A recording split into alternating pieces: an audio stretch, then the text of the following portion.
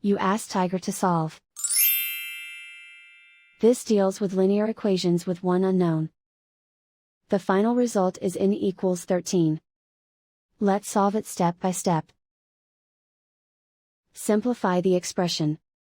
Solve by distributing. Simplify the arithmetic.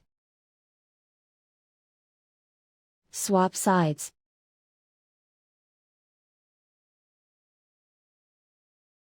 Group all constants on the right side of the equation.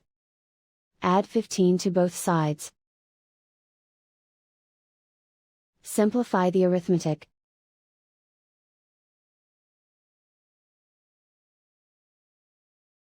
Isolate the n. Divide both sides by 3. Simplify the fraction. Find the greatest common factor of the numerator and denominator. Factor out and cancel the greatest common factor. And so the final result is n equals 13.